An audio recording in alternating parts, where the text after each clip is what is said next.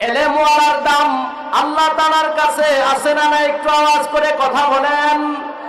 আল্লাহ নবী প্যারা নবী উম্মতরে জানালেন, ক্বালা রাসূলুল্লাহি সাল্লাল্লাহু আলাইহি ওয়াসাল্লাম, কুন আলিমান আও মুতাআল্লিমান আও মুহিব্বান আও মুস্তামিআন ওয়ালা তাকুনিল খামিসাতা ফাতাহলিক।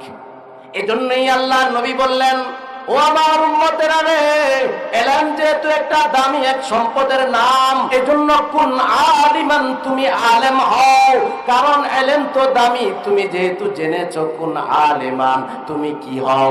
আলেম হও। আর যদি আলেম হতে যদি না পারো, কমাস কম আও মুতাআল্লিমান, আলেমের ছাত্র হও। প্রথম নাম্বার কথা হলো তুমি আলেম হও। যদি আলেম না হতে পারো, কমাস কম আলেমের ছাত্র হও। আলেম হতে পারলা না, আলেমের ছাত্র হতে পারলা না, তাহলে তুমি 3 নম্বর কি কাজটা করবা? আও মুস্তামিআন, কমাস কম আলেমের কথাবার্তা শুনে শুনে জীবনটা তৈরি করো। আল্লাহু আকবার বলেন। আর যদি এটাও যদি না পারো, পড়া কপাল। আও মুহিব্বান, 4 নম্বরে আল্লাহ নবী বলেন, কমাস কম তুমি যদি 3 স্তরে যদি নাই থাকতে পারলা, কমাস কম আলেমকে ভালোবাসো, আলেমকে ভালোবাসো। এরে বন্ধু, আলেমরে যদি ভালোবাসতে পারো, হতে পারে এই ভালোবাসার কারণে সে তোমাকে টেনে জান্নাতে নিয়ে যাবে। কথা ঠিক না ঠিক? ওয়ালা তাকুনিল খামিসাতা ফাতালিক। আল্লাহর নবী বলেন, খবরদার পঞ্চম কাতারে যায় না। পঞ্চম কাতার কোনটা? হাদিসের ব্যাখ্যায় মুহাদ্দিসিনে কেরাম লিখেছেন, পঞ্চম স্তর হলো ওইটা আলেমকে ঘৃণা করা, আলেমের সাথে বিদ্বেষ পোষণ করা। তুমি এই কাতারে যায় না। যদি এই কাতারে বন্ধু যাও, আল্লাহর নবী বলেন তুমি ধ্বংস হয়ে যাইবা। আমাদের সমাজে আলেম বিদ্বেষী কিছু বন্ধু আছে না নাই? আলেম দেখলে চুলকানি ভারে এমন মুসলমান আছে না নাই? আর একটু জোরে বলেন, আছে না নাই? মাঝে মধ্যে দেখবেন আলেমদের একটু ভালো চলা এটা অনেকে পছন্দ করে না, আলেমদের ভালো খাওয়া এটা অনেকে পছন্দ করে না। আলেমরা যখন দামি একটা জামা পরে চলে, তখন দেখবেন পিছি দিয়ে একদল বলে, দেখছো নি কাপড়ের দাম তো হুজুররাই বাড়াইছে। একটু কথা বলেন। ক্বালা রাসূলুল্লাহি সাল্লাল্লাহু আলাইহি ওয়াসাল্লাম, ইযা মারারতুম বিরিয়াজিল জান্নাতি ফারতাহু। ইলা ইয়া রাসূলুল্লাহ ওয়া মা রিয়াজুল জান্নাহ? ক্বালা মাজালিসুল ইলম।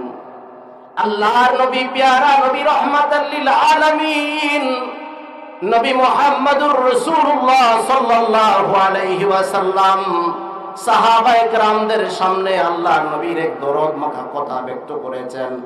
কি দরদ মাখা কথা?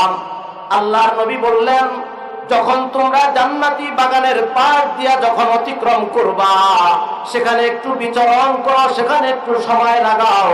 সাহাবায়ে কেরাম জিজ্ঞাসা করলেন, ইয়া রাসূলুল্লাহ, ইয়া হাবিবাল্লাহ, ওমা রিয়াজুল জান্নাহ? দুনিয়াতে আবার জান্নাতের বাগান কোনটা ইয়া রাসূলুল্লাহ, ইয়া হাবিবাল্লাহ? আপনি আমাদেরকে জানায়া দেন। আল্লাহর নবী প্যারা নবী তার দরদ মাখা কণ্ঠে উম্মতের খেদমতে জানায়া দিলেন, ক্বালা মাজালিসুল ইলম। আল্লাহর নবী বললেন, যেটা ইলমের মজলিস, যেখানে কোরআন ও হাদিসের কথা হয়, ওটা জান্নাতের বাগান। ওখানে একটু বসো, ওখানে একটু সময় দাও। জান্নাতের বাগান যেরকম দামি, জান্নাতের ওই টুকরাটাও বড় দামি। আর জান্নাতের টুকরায় যারা বসবে, ওরাও রবের আদালতে বড় দামি হয়ে যাবে। কথা ঠিক না বেঠি?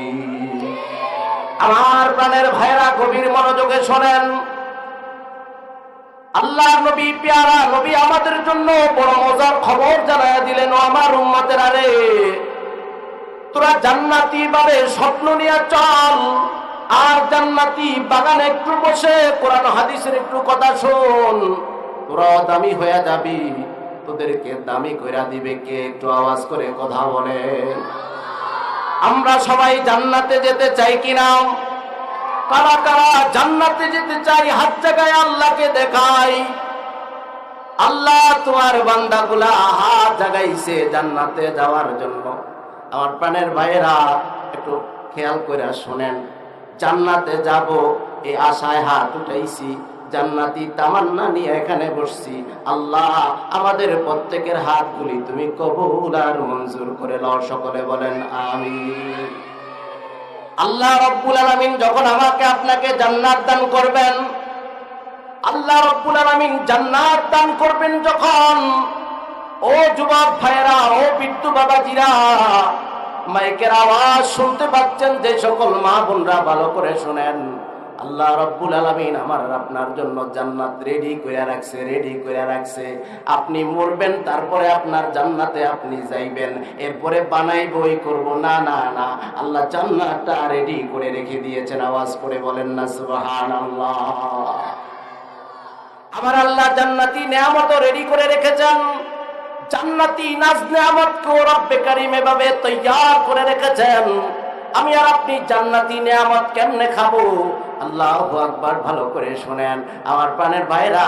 দুনিয়াতে আমরা দেখা গেছে কয়েক আইটেমের খাবার যদি আমার সামনে থাকে, দুটা চারটা খাওয়ার পরে আর খেতে পারি না। কি বলেন, কথা ঠিক না বেঠিক? এখানে অনেক বন্ধু আছেন 3 বেলা খাবার খান না, হয়তো 2 বেলা খান, 1 বেলা রুটি খান, এমন আছে না নাই? আমার আল্লাহ জান্নাতি একটা বডি বানায়া, আল্লাহু আকবার, আমার আর আপনারে জান্নাতি নেয়ামত খাওয়াবে। হযরতে আদম আলাইহিস সালাতু ওয়াস সালাম লম্বায় 60 হাত ছিল, পাশে 7 হাত ছিল। আল্লাহ এরকম বিশাল আকারের দেহ বানায়া আমার আর আপনারে জান্নাত দান করবে। আওয়াজ করে পড়েন সুবহানাল্লাহ। জান্নাতি নেয়ামতগুলা কেমনে খাবে বান্দা? জান্নাতি নেয়ামতগুলা খাওয়ার জন্য বান্দাকে আল্লাহ তাআলা বডির দিক দিয়ে ওইভাবে লম্বা চড়া একটা বডি বানাবে, পাশে ওরকম চড়া দান করবে।